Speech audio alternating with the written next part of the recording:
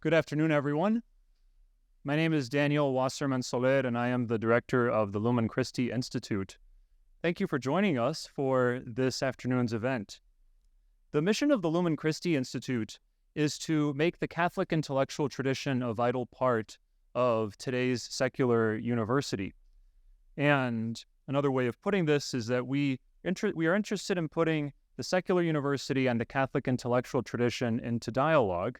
And I think that today's event, An Unknown's Constellation, how Hannah Arendt reads Étienne, Gilson and Jacques Maritain, is a wonderful example of how a philosopher who is not Catholic found much to think about in reading authors from the Catholic intellectual tradition.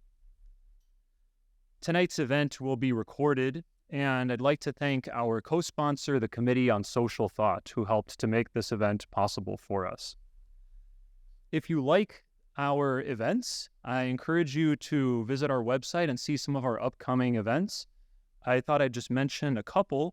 A week from today, we will have a lecture on 16th century Spain and one of the most infamous incidents of that time period, the Spanish Inquisition. And the talk is entitled The Care of Souls in Inquisition Spain. And that'll be followed the next day on Saturday by another lecture on a related topic entitled When Witches Litigate. This is the story of how some women who were accused of witchcraft took their cases to court and won. So if you're interested, that's also on our website. And now I'd like to turn things over to Professor John McCormick, friend of Lumen Christi and professor of political science, associate master of social sciences, who will introduce our speaker.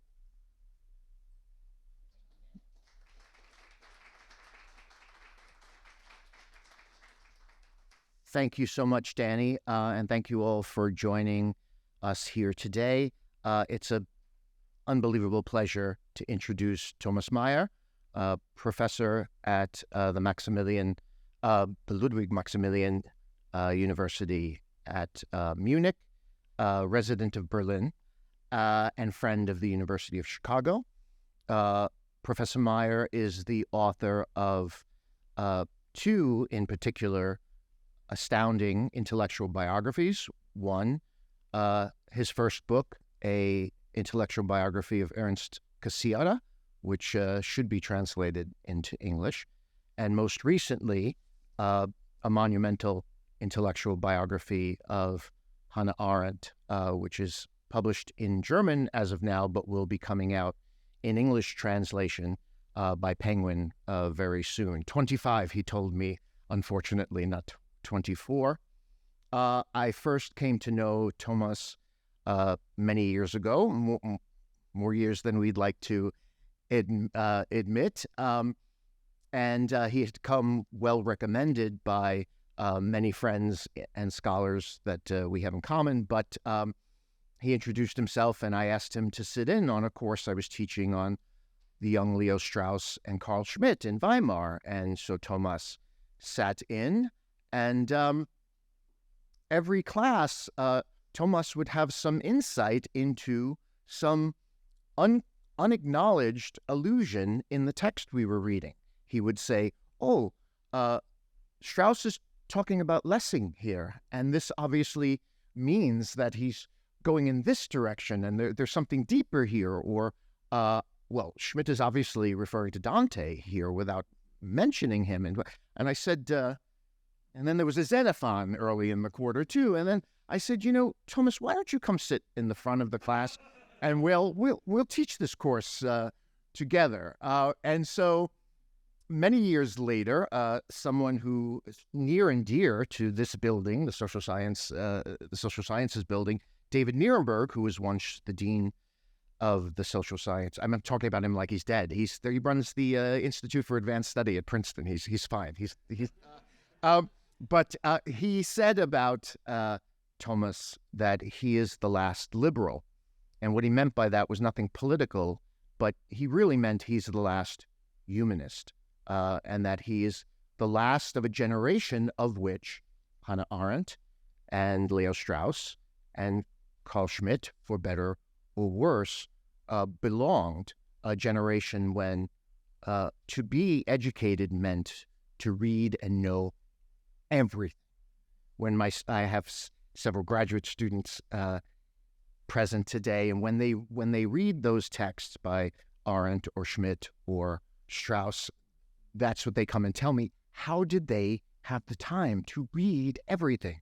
And I think about that with Thomas. When you read this biography, you will wonder, how does this Thomas Meyer know so much to be able to bring Hannah Arendt's life to us in its fullest intellectual capacity? So it's a pleasure, it's an honor, it's a delight to welcome Thomas Meyer back to one of his intellectual homes, the University of Chicago.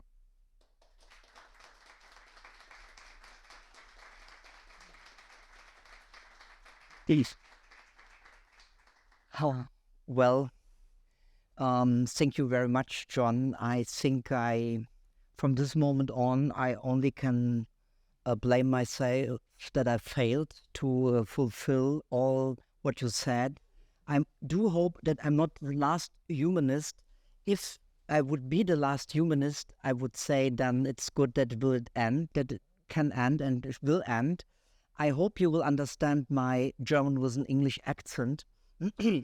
I will speak around an hour, but I will look in your eyes, and when I can see this kind of professional, oh my goodness, then I will stop immediately and we go to the Q&A. Yes, indeed, this is not one of several homes, intellectual homes I have. That is the one outside of Germany, Chicago. I was trained by Jesuits in Munich, and they had a very strong connection to the University of Chicago in real terms, so to speak, but also in intellectual terms. So it was crystal clear as part of our Latin, Greek, and Bible Hebrew education that the role model in the United States was the University of Chicago, because my teacher still thought it's a neo-Thomistic place. They remembered hardly that there was also Leo Strauss and others, but for them it was still the place of Mortimer Adler and others, so to say. And when I arrived here, I was able to make friends, and in the real sense of the philia, in the sense of a complex relationship to people like John McCormick, Robert Norton from Notre Dame University, Ryan McCoyne, and now for more than 10 years, I think not only this triangle or quadrangle, when I include myself, makes it able to feel really at home here. I want to thank you, Danny, if I may, Wasserman, Austin Walker, and David Strubach, and Ben, I forgot your last name, unfortunately, and the Committee on Social Thought at the University of Chicago to make it possible to bring me over the Atlantic against all odds to this wonderful place and to speak here in the tea room, not to the tea party people. So, ladies and gentlemen, the following text, maybe I should explain something, because maybe the most outstanding Arendt scholar in this country is also at present, so I should say something about the methodology. You will get a typical Thomas Meyer mix, which means some findings and some more or less simple-minded context information, and the recipe then follows, or the recipe follows a kind of a conclusion, and I hope the Q&A will help me and will help you to get something out of the lecture. Ladies and gentlemen, the following text was published by the Office of Public Relations on December 17, 1962, on behalf of the President of the University of Chicago and the Committee on Social Thought. I quote, Miss Hannah Arendt social philosopher and author, has been appointed a professor in the Committee on Social Thought of the University of Chicago. I will make all these mistakes, but they know how to write that.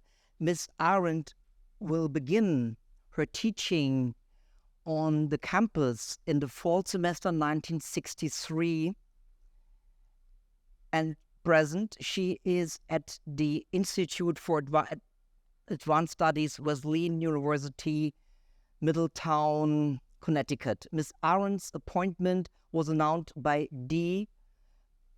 Gail Johnson, Dean of the Division of Social Science, exactly here. Miss Arendt has been a lecturer at the campus of the University of Chicago twice. First, in April 1956, under the suspicious of the Charles Walgreen Foundation, and more recently, early in the autumn quarter 1962, when she spoke on revolution under the auspices of the Committee on Social Thought. She's the author of 2 books which have received wide recognition. They are The Origins of Totalitarianism, 1951, and The Human Condition, 1958.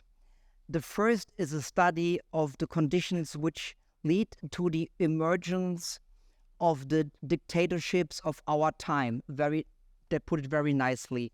The second is an attempt to describe the mental activity and personality of modern man. Miss Arendt was born in Germany in 1906. She received her PhD from the University of Heidelberg in 1928. She was a social worker in Paris from 1939 to 1940 and came to the United States in 1941. She has been a visiting professor at the University of California, Berkeley, 1955, Princeton University, 1959, and Columbia University, 1960. Ms. Arendt will be in residence each full autumn quarter and half of the spring quarter. So that said, you have a CV of Hannah Arendt already, so you know who she is more or less, and you know why I'm talking about a constellation that was very prominent, important here at the University of Chicago. My talk is a part of a broader or bigger project that is to understand Hannah Arendt years here at the University in Chicago from 1963 to 1967. It is very important to know and to learn that Hannah Arendt here was John Ulrich Neff in 1964. That's an unpublished photography. I think you know the building. And there was a joke at that time, you know, John Ulrich Neff, that is Ulrich without an H, and Hannah is, and so on and so forth. So, the H, of course. So, they were very close in professional terms, but also in terms of shared interests, which meant by that time that Hannah Arendt really liked to be in Chicago. So Neff did everything to bring her to this place. He offered her a lot of money, a 5-year appointment. She was very influential at that time on the committee. When she was on the committee, she was part of hiring committees from the first day on. She interviewed, for example, for the University of Chicago, such celebrities later like Peter Gay, Fritz Stern, and many, many others. I can give you more information if you want. She really had the feeling that she was part of the university from the first day, as I said. She never had that at the new school. That is rumor. She was an outsider at the new school. It was a boys' club. Not that the University of Chicago was the center of feminism and emancipation. But at least she was part of the community, so to speak, At the new school, it was all about Hans Jonas and a few others. So there's a correspondence, and the correspondence always says, Hannah, we made a decision. I think it will be fine with you. And here in Chicago, you could see there are not hundreds of pages, but a lot of material that shows exactly how she was integrated in these processes. And that must have been really hard for Leo Strauss, who never made it to the Committee on Social Thought, because as John Ulrich Neff wrote in a famous, of course, unpublished letter, you can criticize it afterwards, but I like to say that in an unpublished letter, this kind of a habit. I'm sorry for that. In an unpublished letter, no, we cannot hire Leo Strauss. He is no Croesus. And that was the end of the career of Leo Strauss on the Committee on Social Thought. And by the way, Joseph Cropsey was not informed when they hired Hannah Arendt to be a professor at the Committee on Social Thought. So I thought I should introduce Hannah Arendt that way before I start talking about Etienne Gilson and Jacques Maritain. Etienne Gilson and Jacques Maritain influenced Hannah Arendt's thinking in different, but in both cases, decisive ways. By influencing, I know that's a very vague term. I will say more about that, but as you can see in the following 45 or 50 minutes, it makes sense to speak about influence in the broader sense. Take it literally, first of all. While Gilson is Arendt's cicerone when she moves in the thinking of the Middle Ages, it is Maritain who set in motion and thus challenged her reflections on political philosophy and religion. Let me start with a quote. I'm not sure that it is.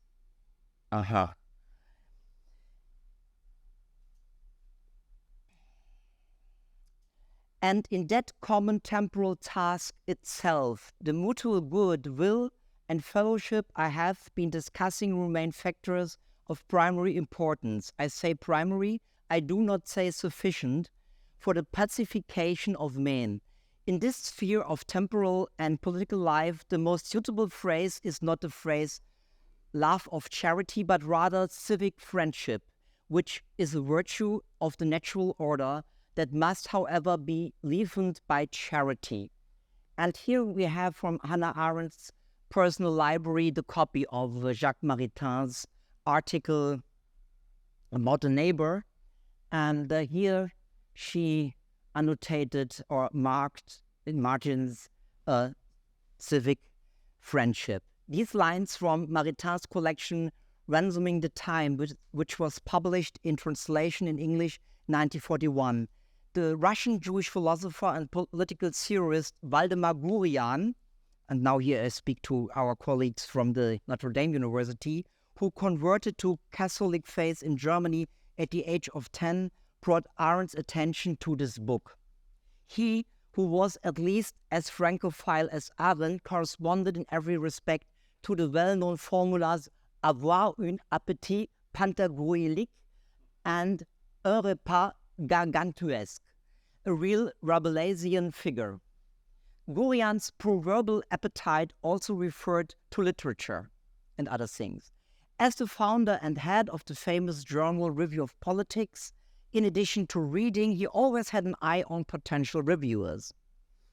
In case of Arendt, he not only knew very well about her time in exile in Paris and her philosophical interests, he also knew about her intellectual appetite. And so it was only natural that Gurian, Maritain was mentioned in his first letter from December 1941 to Arendt, who had only fled to the US 6 months earlier. There's one thing you need to know. Maritain was already a global intellectual at that time who spoke equally in the two world languages, English and French. And he cannot even remotely be captured by the terms Neo-Thomism or Renouveau Catholique. In any case, Arendt understood what Gurian intended when he recommended Maritain's book to her. Arendt immediately began reading Maritain. She started with Maritain's A Christian Looks at the Jewish Question from 1939. Although she believed she could hear the usual Christian prejudices against Judaism in the article, Arendt had a lifelong aversion to the idea that Judaism was the salt of the earth, Matthew 5:13, but you know that all by heart, of course, here in the Lumen Christi circle, which was merely the Christian savior. She was finally thrilled after reading Ransoming the Time. She discovered Maritain as an ally in the Jewish cause, and that meant, above all, a comrade in arms in the fight against the National Socialists.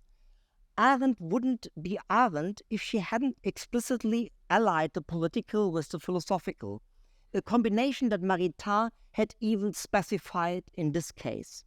I quote, "I hope you will start reading with the chapter on neighbors and accept Maritain's replacement of tolerance with fellowship, or, more beautifully, civic friendship." These lines appeared on June 5th, 1942, in the newspaper Aufbau, founded by Jewish immigrants from Germany, under the headline, "A Christian Word on the Jewish Question." It was Arendt's 13th article and her first review in the paper. In the new created section, "This Means You," she presented Maritain's Ransoming the Time.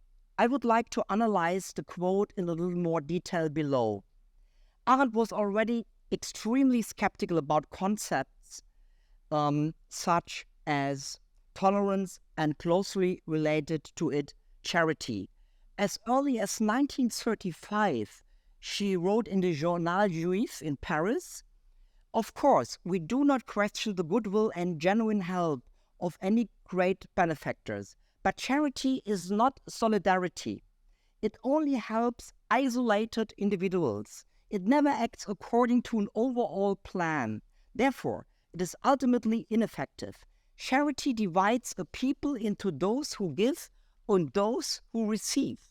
Whether they want it or not, the former have an interest in ensuring that the latter do not endanger their situation in the country and that they are kept away. Philanthropic anti-Semitism, in brackets." That's Arendt, of course. "Those who receive become undesirables, degraded, and demoralized." End of quote. Arendt applauded the fact that Maritain completely banned tolerance from his analysis of neighbor. She mentioned replacing it with fellowship, because even in Jewish liberal circles, the old humanitarian ideals, of which tolerance was an absolute part, were still being adhered to. There's a second point that deserves our attention. As you can see, Arendt used the phrase civic friendship. The translation is precise because in the French original from 1939 it says amitié civique. Arendt, who was still struggling like me with the English language, was able to immediately translate civic friendship not only into German and French, but also into ancient Greek. Civic friendship stood in many English translations of Aristotle, particularly by John Henry Moorhardt, Henry Jackson, and finally W.D. Ross since the end of the 19th century for politicae philia. The well-known concept of civic friendship in the Nicomachean and Eudemic ethics, as well as in politics, very problematic passages, as we know, was what interested Arendt.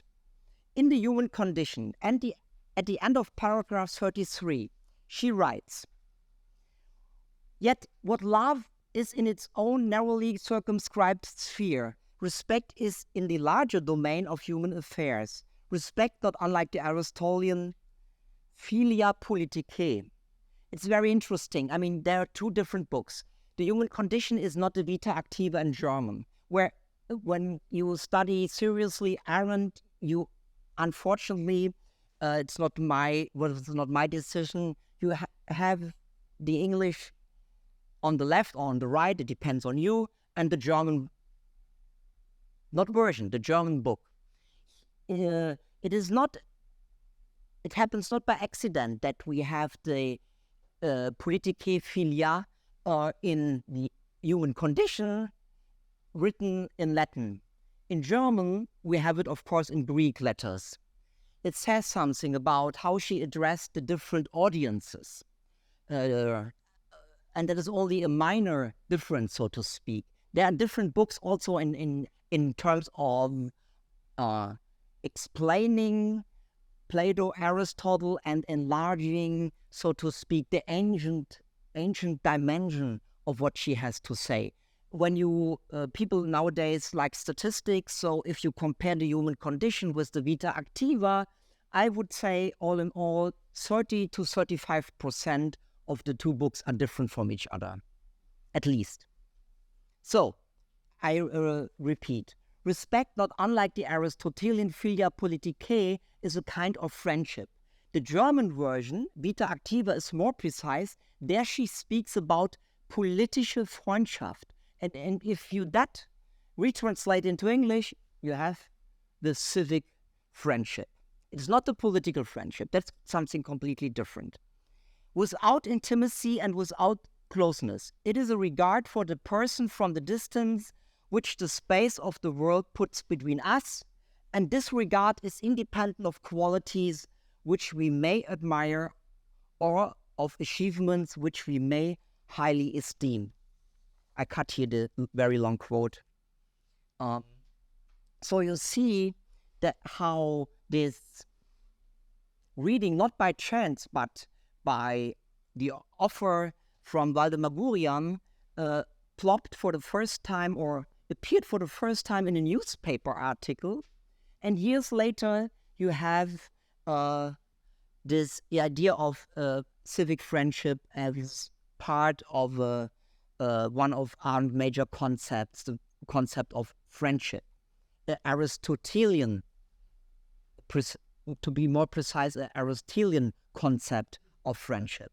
The progression toward the Aristotelian concept is crucial and must be seen as crucial for Arendt's political philosophy and theory. In Arendt's view, friendship was always tied to a concrete shared experience of an already existing and homogeneous group. Fellowship, on the contrary, was not ethically or politically part of friendship. But it is not only with civic friendship that both authors, Maritain and Arendt, consciously play with Greek philosophy. What Maritain calls love of charity becomes the comparative more beautifully for Arendt. There's also a passage from Aristotle in his Politics or Politica, political things, that deserves to be quoted in some detail. I quote, "And this is also clear in the field of the other arts and sciences. A painter would not let his animal have its food of disproportionately large size, even though it was an exceptionally beautiful food. Nor would a shipbuilder make the stern or some other part of a ship disproportionately big, nor yet will a trainer of choruses allow a man who sings louder and more beautifully than the whole band to be a member of it. Hence, as far as this practice goes, nothing prevents monarchs from being in harmony with the cities they rule, if they resort to it when their own personal rule is beneficial to the city." Of course, the phrase "more beautifully" is completely commonplace, for sure. Even in a newspaper article by Hannah Arendt, it doesn't immediately take on the meaning of a philosophical phrase. But first of all, we are here in Chicago and in an institute that has given itself a Latin name. Secondly, now a little more seriously, with emphasis on little, the context in which the increase "meixon" from megas is used is purely philosophical and political. More beautifully, without wanting to completely involve you in an Aristotle interpretation, I think the passage must be read seriously. To begin with the via negativa, it is not, as Thomas Pangel suggests, this passage an indication of the superiority of the individual, but rather the formulation aims at the possibility that an individual can sing more beautifully than a whole choir or chorus. This individual does not stand outside the choir in the sense of exclusion, then one would correctly be talking about superiority, but rather he denotes a classical interrelationship between the individual and the whole, since Plato, which is sometimes interpreted in favor of the individual, sometimes in favor of the whole. Leo Strauss would of course interpret it in favor of the whole. Nobody knows what it is, but he would do it. For both authors, very generally speaking, it is important that the perspective advantage must pay off for the polis. This means that the more beautifully and civic friendship for Aristotle, Maritain, and finally Arendt are something that must be called, I'm sorry, John, normative in modern times. This also names the crucial connection between Maritain and Arendt. We will and must come back to this, I think, maybe in the Q&A. But let's first take a step back. The Aristotle quote and Arendt's use of more beautifully refer to a term that is directly related to the idea of civic friendship and that is relevant to every theory of a community, a state, and at least in the case of Arendt and Maritain 1941, it is absolutely, I think, indispensable even for a nation and naturally already plays a central role in Aristotle. Allow me to say a word here at the Lumen Christi, a word directly about Maritain. 1942 is not only the year in which Arendt discovered the Catholic thinker and dealt with his subtle way of appropriating Greek thought. 1942 is also the year in which Maritain reorients his thinking. In his book Les droits de l'homme et la loi naturelle, Human Rights and the Natural Law, he announces his turn towards universal human rights. In Natural Law and Human Rights, Maritain took what would be a fateful step for post-war intellectual history as a whole, making the claim that a revival of natural law implies a broad set of pre-political human rights. I quote from the book, "The dignity of the human person," Maritain asked. "The expression means nothing if it does not signify that, by virtue of the natural law, the human person has the right to be respected, is the subject of rights, possesses rights." You can think of the right to have rights here. I repeat the last sentence if you want. It's up to you. The expression means nothing if it does not signify that, by virtue of the natural law, the human person has the right to be respected, is the subject of rights, possesses rights. That's Maritain in 1942. A quote and a U-turn that quite a few of Maritain's Catholic contemporaries took massive issue with, and even said that he had destroyed the centuries-long tradition of Thomistic natural law. In any case, someone as clever as Aurel Colnay, very interesting person, only had biting ridicule for this. I quote, "dressing up poor Thomas Aquinas in the rags of a laicist apostle of democracy." So you see, to take a sideways look at Leo Strauss in tomorrow's masterclass, the massive criticism of Thomas Aquinas in natural law and history came quite late, especially here in Chicago. The destruction of the natural law tradition had already been completed a good 10 years earlier. What Colnay and other contemporaries failed to hear, but which Arendt understood very well, was that by turning away from Thomistic natural law, Maritain clearly distinguished himself from all those Catholic thinkers, especially in France and Germany in particular, who saw fascism, National Socialism, as the lesser evil compared to communism. They still believed they could justify this assessment with the help of Aquinas. I'm speaking here of people like the Jesuit Erich Pritzivara, for example, maybe the most important German Catholic thinker of the time, a contemporary of Bultmann and Karl Barth. Less known, very prolific writer who introduced his method and his interpretation of Thomistic natural law in his famous book Analogia Entis, which I think is already translated. And I see that Ryan says yes, so to speak. So it is a matter of fact that Analogia Entis is translated into English. Thank you. But there is much more to be said.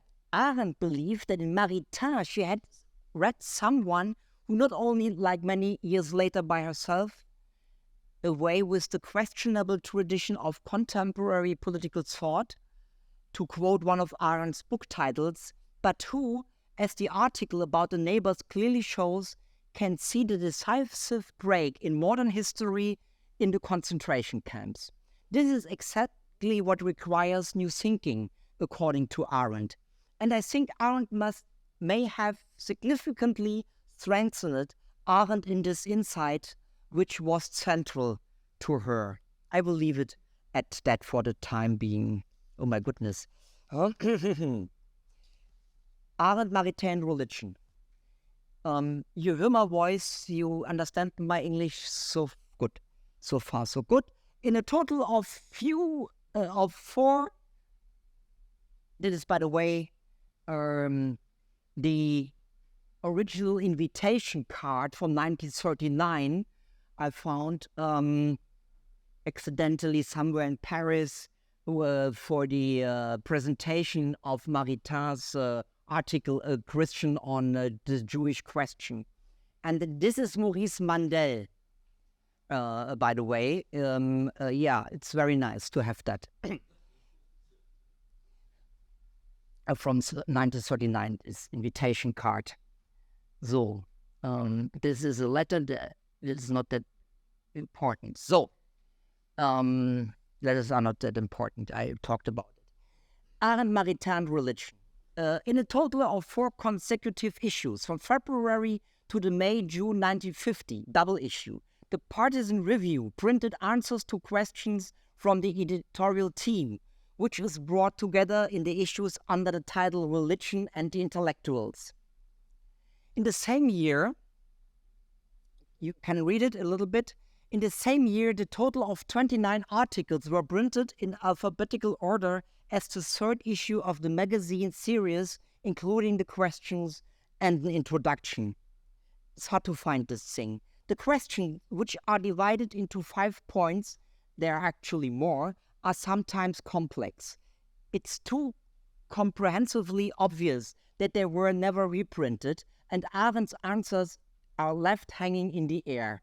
There is Arendt's answers are reprinted by Jerome Cohn in the so-called Jewish writings, whatever that means in this context, but he gives it out without any context. So the Arendt's answers in this anthology make no sense. Unfortunately, Jerome Cohn had obviously no good advice in reprinting that. It's not a criticism, it's simply a matter of fact, but we can correct that. A lot can be learned about the relationship to religion and beyond from the questions and the context in which Arendt's answers were given. Since not a word is said about these connections in the sprawling Maritain and Arendt literature, I would like to at least remind you of the importance of the Partisan Review survey by first addressing its questions. And here you have a handout, I think. Thank you, Austin, for printing it. The questions were never reprinted. Of course, I know, and I will tell people who are more familiar with internet research than I am, the Partisan Review is completely digitized in a very special way by the University of Boston, but you have all issues. You have all issues, full text. Sometimes it works, sometimes not. So you can find everything I tell here in the internet, so to speak. But in the print version, we never had the questions again. I only will read the first lines. From a naturalistic point of view, all events, including those of history, have their causes, and the present revival of religion would not be an exception. You really can see here in the questions already that a complete collective, a whole team from the Partisan Review formulated these questions. There's not a single one-sentence question. It's a typical intellectual thing. Yeah. Yes, the second is what has happened to make religion more credible than it formerly was to modern mind. And here you can see that's a nice question, but they have to formulate it and they give the answer by themselves. The credibility of certain religious mysteries like the Incarnation and the Trinity, blah, blah, blah. So, and third one, can culture exist without a positive religion? The fourth one, does this imply some special dependence of the literary imagination upon religious feelings and ideas? And that is one question. Maybe 4A and 4B is the present emphasis upon myths among literary theorists connected with the renewed interest of religion? And you may be surprised, Arendt was not part of this team, that the first contemporary they mention, and the only one is, together with Malraux, thus the philosopher Heidegger and in his recent writings novelist Malraux both attempt to make viable certain attitudes that were formerly aspects of the religious consciousness, while at the same time rejecting traditional religious beliefs? Question mark. So, and here, I mean, maybe you are, some of you, I'm pretty sure, are much more familiar with Maritain than I am, but it is highly interesting how he answers, not only in what he says, the substance of his answers. You can read that, of course, at home, but the way he deals with that. He could see really, the very left is obviously in a crisis. They send questions like these, they formulate questions like these and send it to a Catholic thinker. And the generation of Maritain, Gilson, Pritzivara, and many others, also Bultmann, of course, and Barth, were very sensitive when it comes to crisis. The idea of crisis in Greek, they loved it because then they could play their role in between offering an apocalyptic answer. Everything will come down and we have to go back in the moment of the crisis to God, Hashem, whoever. And at the same time, they could tell people, listen, it is very nice to have a philosophical system or a political system, but you all to start to build this system on the second floor. We are responsible for the foundations. You may even have roof, but we tell you how you have to build a roof when you start in the second floor. And Maritain's answers play exactly with that. I'm glad to learn from your editorial statement that there has been, especially in this decade, a continually increasing renewal of religious faith, or at least of religious sympathy, among intellectuals. I was far from sure of that. Any deep-seated trend of thought being particularly difficult of observation in such unstable people. And here, even if you really, let's say, create a family bond, so to speak, between Arendt and Maritain, there's an echo of this irony and sarcastic definition of intellectuals in Arendt's famous interview with Günter Gauss from 1964, when she says, and now I quote in German, not only because a few Germans are here, but it sounds much better. You say it so nicely, Hannah Arendt. In Germany, it's much harder, you know? It's Hannah Arendt that has something. This A opens, so to speak, the room for something aggressive. It's an A. And she says, ich kann Ihnen versichern, Herr Gauss, ich wollte mit diesen intellektuellen Dingen in meinem ganzen Leben nie mehr etwas zu tun haben. I want to end all intellectual things forever. And these people, and also, by the way, she addresses Waldemar Gurian. Not only Germans are here, but also the Germans teaching at Notre Dame University. She says to Gurian regularly, I can write that to you because you are a serious person, you are not an intellectual. I mean, that's a common phrase nowadays. People like to blame intellectuals, but that is not what I want to say. That's an empty game. But what I want to say is it's something completely different. You see how self-aware and how important it is for Maritain to emphasize that he's a Catholic thinker, a religious thinker, and that these intellectuals obviously have questions they cannot answer by themselves. And after the war, that a Catholic thinker is addressed as someone who can help the left, so to speak. Nowadays, maybe one could say, to overemphasize it, that even the Catholic thinker cannot help the left any longer.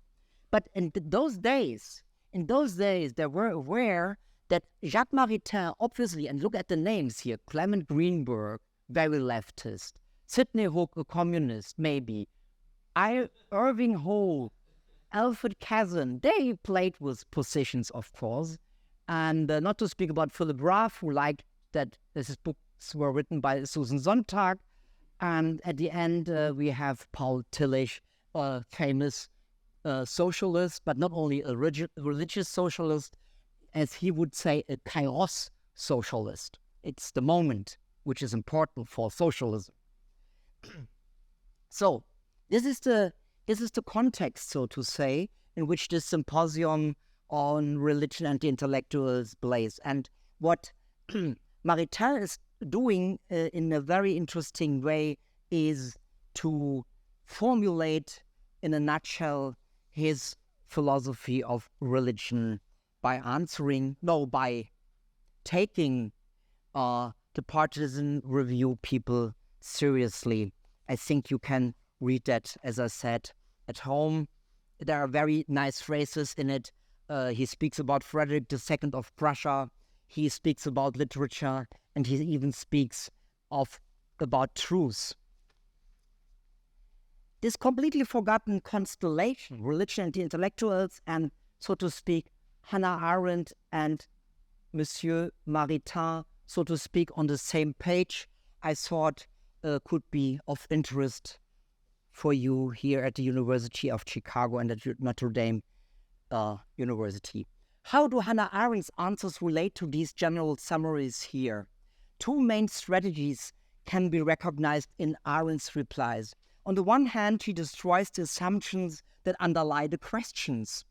That is what you learned from paragraph 6 of Being and Time by Heidegger, the famous destruction of the classical metaphysics paragraph. For the first strategy, her response to the first set of questions is selected. In it, she initially doubts the premise that the connection presented exists between naturalism and causality. You see that in the questions. Arendt herself concludes that anyone who uses causality strictly in relation to religion will always be relegated to the classic proofs of God, Gottesbeweise. But since Kant, these can no longer be justified rationally, and so the assumption gets lost, as she says, in darkness. This darkness is a very interesting term, I think, in darkness. This darkness, in turn, has its own philosophical dignity that requires an interpretation. Humanity must be able to rely on facts when it comes to fundamental questions. Philosophy, according to Kant, draws the conclusion that religion, like reason, views freedom as an enabler of the human condition, she says. Science is completely different, according to Arendt. It has to deal with the fact that its foundation is lost if there is a lack of facts, and also has to bow to the philosophical consequence, namely the constitutive connection between reason and freedom. This means that she has to accept that the human condition lies beyond factual knowledge and experience. Arendt's approach here corresponds to the classic destruction of the philosophical arguments, as I said, but it is less this Aristotelian scholastic method, if you will, that is remarkable than the complete sublation of the religious consciousness into a philosophical and alternatively scientific content. If you look back at the year of the Partisan Review, now you get the context, volume was published 1950, as I said, it becomes clear that the survey and Arendt's and Maritain's answers are more than just an idea. The religious historian Robert S. Elwood impressively demonstrated in his book Crossroads of American Religious Life that 1950 was a crucial year in the American understanding of religion. The pluralization and at the same time intensification of numerous debates about religion gained massive momentum this year. No matter how far apart the individual positions may be, and they do, if you take, for example, Ron Hubbard's program document and founding document of the Scientology cult, he founded Dianetics, the Modern Science of Mental Health, from the same year included. The countless reinventors of religion are united by the conviction that religion offers both an acceleration of pluralization and an explanatory model of this pluralization itself. As a result, religion emerges primarily as a socially changing resource of meaning in the American context. All conceivable forms of evangelical churches and sects take advantage of the opportunities offered by technical innovations to expand the reach of their messages. The universal demands that religious communities offer seem to materialize audibly and visibly on earth through radio and television. There are other effects which are again purely political. Around 1950, the world order was stabilized after the catastrophic shocks of the Second World War, the Holocaust, the atomic bombings of Hiroshima and Nagasaki. The ensuing Cold War provides pattern that can be calculated according to these religious reinventors, because any violation of this order on which the principle of deterrence was based can cause new levels of escalation, culminating in the technical possible annihilation of the world stance. In this orderly manner, phenomena that themselves present promises of order and transcendence are experiencing a renaissance. One of them is religion, and more than that, religion and its established scientific form of interpretation, theology, are once again becoming an analysis module of the present. The attractiveness of theological interpretation of the times increased from 1950 onwards. Theologians are once again seen as authorities on questions of world interpretation, and they are taking advantage of the situation as the circulation figures of books and magazines in the 1950s and 1960s show, a development that runs parallel to the modern media dissemination of religion. In the land of supposedly unlimited possibilities, I speak about the United States of America, the Holy Spirit of the age, the Heilige Zeitgeist, is spreading. I will now turn to Etienne Gilson. 9 of Etienne Gilson's books have been preserved in Hannah Arendt's library at Bard. These are the quotes. Here we go to Mr. Gilson. Have been preserved in Hannah Arendt's library at Bard College. She even owned 2 copies of his edition of Heloise and Abelard. By the way, they made a funny mistake, and I want to share it with you so that you can come down a little bit, trying to follow me. They took to this biographical information the wrong book cover. It's not Heloise and Abelard, but a guide for love and sex.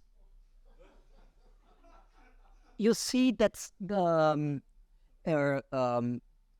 people who works in archives and libraries are still thinking with the material they have to handle with, and I thought it is very nice to share that with you. Love and Sex instead of Eloise and Abelard. Yes, it's something maybe for a filmmaker nowadays. What else she borrowed or later gave away from her holdings is left of speculation. 9 books, as I said. 9 volumes, all of which were intensively read and annotated. Apart from Heidegger, Jaspers, and Ernst Cassirer, who was completely irrelevant to her thinking, no author of the 20th century was likely to have been read as intensively by Arendt as the important French scholar. Why was that so? Arendt shared with those mentioned at best a very general interest in the philosophy and theology of the Middle Ages. Also, Heidegger had completed his habilitation, on a text whose author was long believed to be Duns Scotus. Thomas Aquinas also played a role in his thinking. He shared with Arendt, as Reich showed in his great book, the assessment that Augustine had a significant influence on Christian thought, but neither she nor Heidegger took note of research. And you're not doing anyone any injustice if you make another general claim that medieval research was among the most innovative in philosophy and theology in the first 30 years of the 20th century. Gilson was one of the most outstanding representatives. Arendt, like her teachers, did not read historical analysis in a historicist way. Throughout her life, she asked herself how philosophy can remain present without losing the historical content of everything that has been thought of. It is not surprising that a Jaspers student read Max Weber intensively, but Arendt's interest was not in turning the sociologist into a philosopher, that is what Jaspers unfortunately tried to do, but rather in understanding how historical experiences and sociological categories intervened for him. The operational term, that's a phrase by the famous Heidegger student Eugen Fink, for this was the ideal type. The fact that Hannah Arendt's engagement with Etienne Gilson's writing has not yet challenged research is more than surprising, because in her essay Thinking and Moral Considerations, a lecture which she gave first as a lecture on October 30, 1970 at the New School for Social Research. At the same time, the text is the formulation of a thesis that Arendt first formulated in the famous open letter to Gershom Scholem from July 1963, according to which it is not evil but good that is deep and radical. From the first line, the text addresses the problem of the banality of evil and must be seen as the philosophical justification of the Eichmann book. Finally, the essay published in 1970, Thinking and Moral Consideration, marks the beginning of Arendt's work of the second volume of Life of the Mind. And here's the original manuscript. And here you can see how she starts with Etienne Gilson and his Gifford lectures. And she also gave, famously, the Gifford lectures in Aberdeen. And during the lectures, she had a heart attack and so on and so forth. And when she recovered, she never said the truth about the importance and the consequences of the heart attack. She worked very hard to finish the Life of the Mind, but she failed, so to speak. Here you can see that she speaks about the Gifford lectures, so it has also a personal connection between Gilson's Gifford lectures and her own Gifford lectures.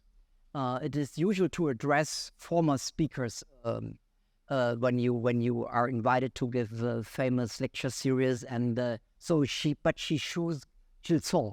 There were other possibilities, but her choice was Etienne Gilson. Also, Thinking and Moral Considerations deals with the big themes. Gilson's role is essential for understanding not only Life of the Mind, but also Arendt's philosophical method in general. Unlike, for example, the volume Between Past and Future, Gilson is a reference. So you don't have to consider whether Arendt's ideas are based on Martin Heidegger or Karl Jaspers, or whether they came about themselves. Here it is all about Gilson. To use, or rather to transform, I quote, a historical figure into a model and assign to it a definite representative function stands in need of some justification. Etienne Gilson, in his great book Dante and Philosophy, shows how in the Divine Comedy, a character conserves as much of historical reality as the representative function Dante assigns to it required. Such freedom in handling historical factual data, it seems, can be granted only to poets, and if non-poets try their hand at it, the scholars will call it license and worse. And still, and that is typical move by Arendt. Okay, that's the common sense, and still. Und dennoch. You can hear the German through the English, so to speak. Dennoch. Nein, es ist anders. It's different. And still, with or without justification, this is precisely what the broadly accepted custom of construing ideal types. I mean, in the middle of the reinterpretation of a Dante book by a Catholic thinker, Max Weber pops up. That is why I introduced the idea of Max Weber. Yeah, it is more complex than the Melissa Clark recipe. So, and still, with or without justification, this is precisely what a broadly accepted custom of construing ideal types amounts to. For the great advantage of the ideal type is precisely that he is not a personified abstraction with some allegorical meaning ascribed to it. And here maybe you're not, but by reading it from time to time, this passage, I got lost, I have to confess. The allegorical meaning, I open brackets, is here Walter Benjamin looking around the corner, question mark, and I close the brackets, ascribed to it, but that he was chosen out of the crowd of living beings in the past or the present, because he possessed a representative significance in reality which only needed some purification in order to reveal its full meaning. For Arendt, Gilson is not only, as I claimed somewhat flippantly at the beginning, the cicerone through the very difficult terrain of philosophical and theological debates in the Middle Ages. As the quote demonstrates, Gilson is her role model in a very important way. In order to understand this, I have to leave the actual topic for a moment. Arendt is all too rarely read for her methodological considerations. She gave American audiences a taste of this in Between Past and Future. The introduction, we will read that tomorrow, is particularly important here. In it, Arendt attempts to define more precisely the complex web of relationships between history and so-called systematic thinking. She is particularly interested in the question of how experiences can be stored in arguments and concepts in such a way that they become visible without at the same time giving up the thought's claim to general validity. For Arendt, Gilson is not only, as I claimed again here, the cicerone, but the role model, as I said. Here, Gilson offers, so to speak, the scheme how to connect, and the emphasis is on connect, historical and the systematical. Her reformulation that it is an ideal type is insofar very interesting because Gilson never mentions for that Weber, of course, it is to say, but what he called the superiority of Catholic thinking. So Arendt replaces, so to speak, Gilson's own program by using the idea of the ideal type, but follows exactly Gilson's way to reformulate the both relata, thinking, and the historical meaning of experiences. I think it is insofar very clear that the life of the mind is, at the end of the day, a twofold book, so to speak. You can read it, and most people read and read it as a new formulation of the vita contemplativa, as a systematical approach to give us a follow-up of the Vita Activa, the original title of her work, Green Lectures, turned by the publisher, the University of Chicago Press, into the Human Condition.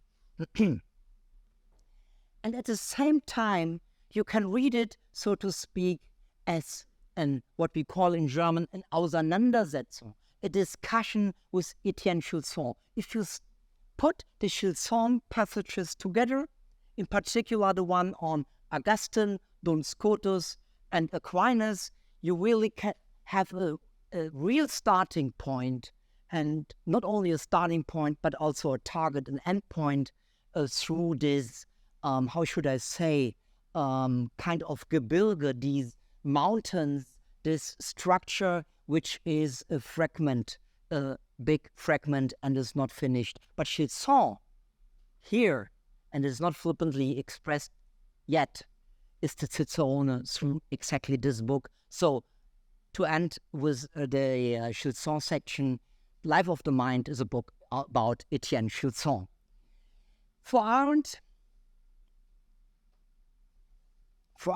I have a little bit more. I will cut a little bit because you deserve also your Q&A.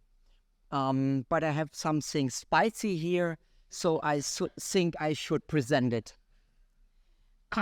So she, not as I said, she had 9 books. She also had the famous Dogmatism and Tolerance speech from December 12, 1951, at the New Jersey College for Women, printed in 1952. And here she marked, do I have it? Yeah, I think I have it. So, strangely enough, many men today see most as Gilson. Follow me, it's a different thing. Strangely enough, many men today seem most anxious to become slaves. This is a matter of taste, and provided they could become so themselves without involving me, I would have no political objection. Unfortunately, we are all in the same boat. And if these men succeed in establishing a totalitarian state, even those among us who cherish freedom will have to endure slavery. This is where it may prove useful to resort to philosophical reflection. Is it true to say that dogmatism in philosophy begets tyranny in politics? Maybe comment to Leo Strauss. Or are not those who maintain, not Maritain, but maintain this the victims of a dangerous sophism? At first sight, there seems to be a parallel between a philosopher who affirms that a certain philosophy is absolutely true and the decision whereby a political party decides to turn a system into a state-enforced philosophy. That was of Hannah Arendt's interest. These lines could also be from Arendt, but they are from Gilson. I don't want to overstate the similarity at this important point, but perhaps it is not entirely unimportant to remember the constructive power of the Cold War liberals, which are only briefly and very generally introduced here. This seems to be more important than ever, also because such an eminent thinker as Samuel Moyn subjected this generation, and especially Arendt, to extremely sharp and, in my opinion, completely absurd criticism in his last book. I think we are doing ourselves a disservice if we unnecessarily measure the mental resources of the past against our seemingly new insights. Arendt, but also Gilson and Maritain. I come to an end, as you can see. Arendt, but also Gilson and Maritain face challenges that we must hope we are spared. At the same time, we see that Putin's criminal and murderous war against Ukraine, the cruel slaughter of Hamas in Israel on October 7th, and the subsequent war in Gaza affect and challenge us all.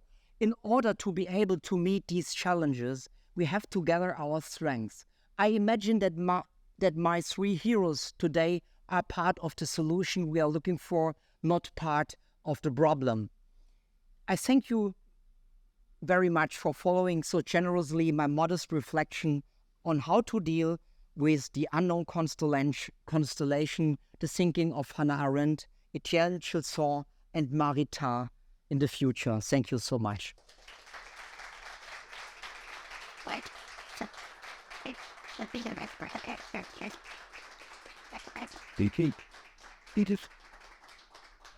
We have time now for some questions. Thank you, Dr. Meyer. Thanks for having come back to Chicago. We're so happy to have you here. I have two questions, sort of in the weeds of Arendt and her intellectual biography. So one is, I was amazed to see this kind of constellation be foregrounded, but I was surprised that you didn't make the connection to the role of Péguy, Charles Péguy, in Origins of Totalitarianism, and sort of the connection between the writings on Aufbau and the project of what became Origins of Totalitarianism. Because I think that there is a constellation of thinkers of which, as far as I know, Maritain is also part of. Gilson I'm less familiar with, is a sort of a tradition of French Catholics who were Dreyfusards, who defended Dreyfus in the Dreyfus affair. And that this is a kind of a tradition of left French Catholicism that then moves into, in the 20th century, the Esprit group.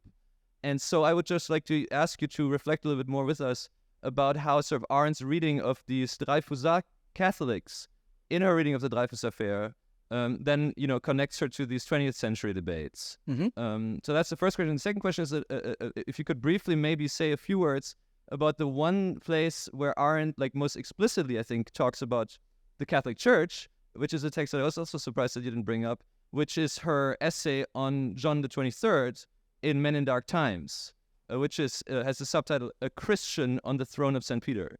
And so I would just like to hear if you could say, if you can address these two more obvious points of reference to Catholicism. Yes. Thank you. Yes, thank you so much.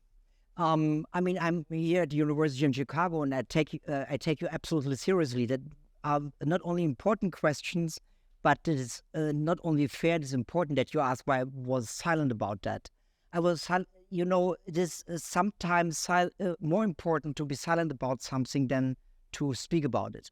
No, I mean it very seriously. First of all, Péguy and the other Catholic anti-Dreyfusiards and their reception and how it moved into the Esprit group, for example. And that Paul Ricoeur, you also can create a chain from Paul Ricoeur to the French president. So why not Péguy and the others? First of all, I was for today interested in how Arendt dealt with contemporary thinkers. It's all about Heidegger. It's a lot about Heidegger. It's a little bit about Jaspers, maybe a few others. But the simple fact that we think, okay, we can close here, it's enough, so to speak, when we have them, and we can deal with that now for decades, I thought I should open it a little bit. When you speak about Péguy, you have to speak at the same time always about other Jewish thinkers, for example, Lazar and others. So if my talk would have been about Hannah Arendt and Péguy, I was on a completely different track. And this Catholicism, so to speak, was in Arendt's view related to Judaism in the first place because of the defense of Dreyfus. So it was a more, let me put it a little bit with a smell of irony, instrumentalized reading of Péguy. There was a plan, and you have to be careful to ask me such questions because that opens the Pandora box of the archive, that she planned an edition also of Péguy's writings when she was an editor at Schocken Books, one of the many plans she had at that time. So, but maybe the Lumen Christi can invite me to speak about Péguy. That's a small sin, I think. I mean, to express that. The second thing, that's the Paul 23rd. That is one of Hannah Arendt's, let's say, very surprising interests. She was asked from the New York Review of Your and My Books, and she wrote down this article and republished it. And it was very funny that you may know, or maybe not, that Hannah Arendt's article was regularly reprinted in a German translation by the Herder Verlag of an anthology of Johannes the 23rd writings. So the poor Catholics who wanted to read anecdotes, stories, aphorism, and a few small articles by this wonderful, important and unique Pope, maybe the most important Pope in modern times, from my point of view, Johannes the 23rd, sorry, had to start with Hannah Arendt's article, which is very hard to understand because she also flip-flops between different aspects, and it is definitely not an article that expresses, so to speak, a systematical interest. And that is the first thing I want to say. That is why we definitely can make another talk, that would be the third one, on Arendt and how she dealt with Johannes the 23rd. But more important, unfortunately, the wonderful subtitle was made by the New York Review.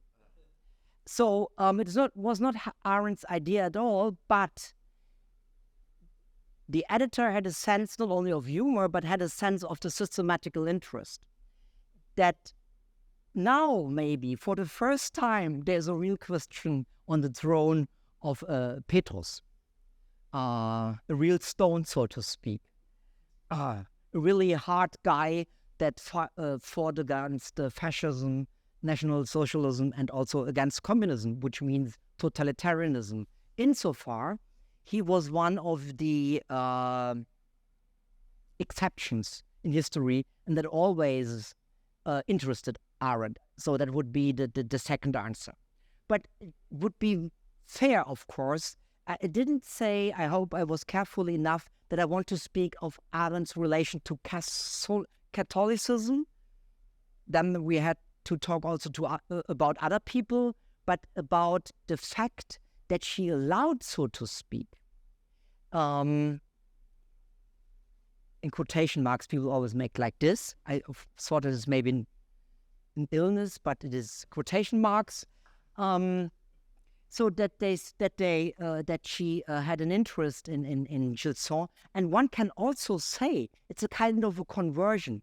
In former times, it was all about Wildman and Barth, and people try very hard to find the Protestant theological influence of this via Heidegger and so on and so forth. And they forget the Catholics. But Unio Mystica, don't forget the Catholics. I think we could take a couple more. Thank you, Thomas, so much for this wonderful talk. I'm reminded again what a pleasure it is to think with you and to watch you think. And I also have the sense that I always have in conversation with you or in watching you think, which is that as a reader, I fear I'm playing chess in 2 dimensions and you're playing chess in 3 dimensions, that you're light years ahead of us. I have a question. I was quite intrigued by your comments surrounding Gilson and the Auseinandersetzung with Gilson. And I wonder if you could say more about it, because there's a line, I have a sense that listening to that portion of the talk, we're all standing in front of a giant iceberg and we only see the tip, right? And so I want to see how far it goes. There's a line in the handout you gave us from Maritain, where he says that democracy can only live on Christianity. And I wonder, given your view of Arendt's on Gilson, how you would see her as responding to that.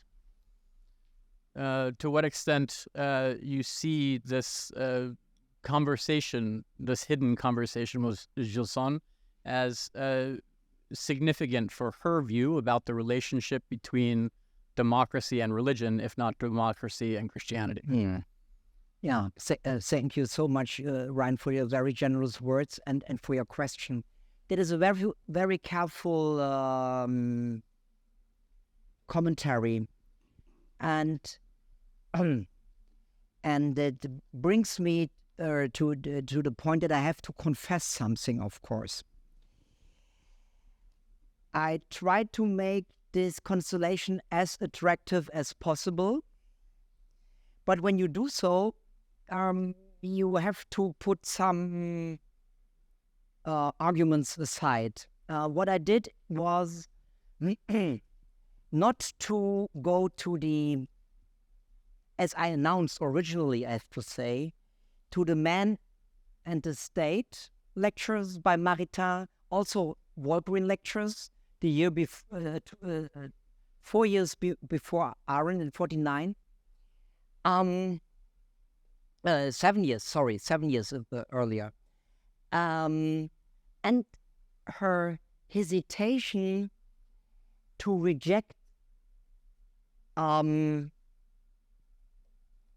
systematical thinking so far as that occupies, so to speak, completely the life and the mind, so to speak.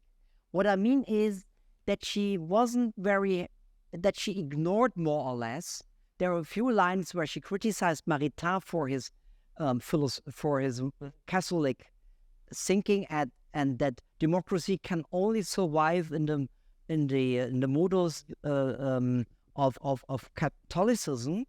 But she could easily, as a Heideggerian in a certain degree, she could easily accept such self-misunderstandings to get more out of an author. So that a Catholic thinker, and that is important not that someone already WhatsApped Sam, Sam, your old friend Thomas is criticizing you at the University of Chicago.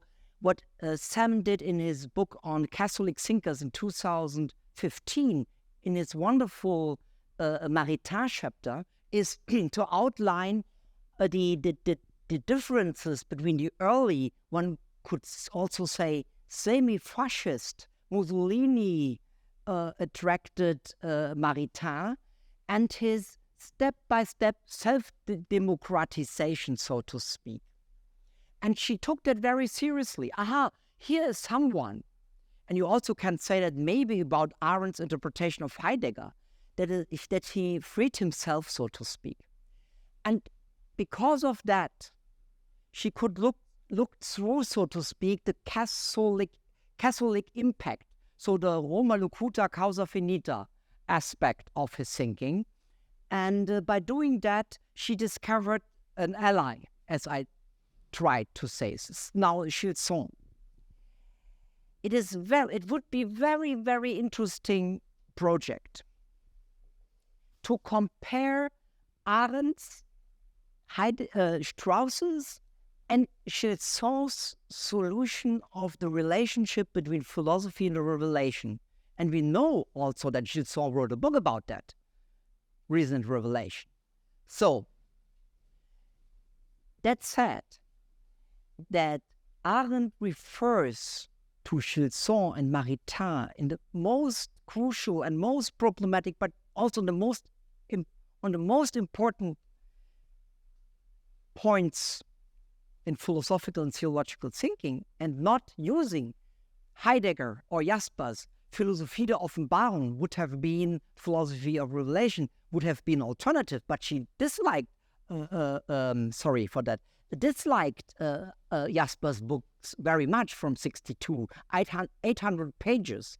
I mean, is there anyone who read that? You have to ask him to get the time back. that's really a challenge, because he's not clear about that, what he announces. On 150 pages, Gilson is very clear. And maybe here, when you look at the correspondence between Maritain and Gilson, you can see that, I think, that of course it has to be it has to be Catholicism. Catholicism is, so to speak, founded because it can solve the relationship or the fight between, or the opposition, where it dissolved the opposition of philosophy and revelation. But Arendt could see it in the same way as I do think so, as she was able to isolate Maritain's arguments, which were important for her own thinking. She did the same in Gilson's case. That said, in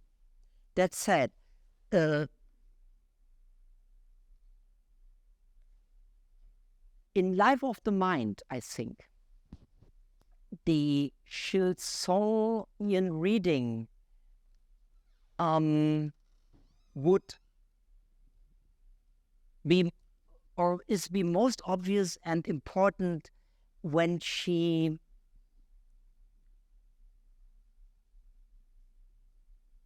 follows Gilson by saying that already the Middle Ages, and that is interesting, not modern times, not Gegenwart, her own time, and not the ancients, already formulated in absolute terms the solutions of the modern problems. For Heidegger, the pre-Socratics.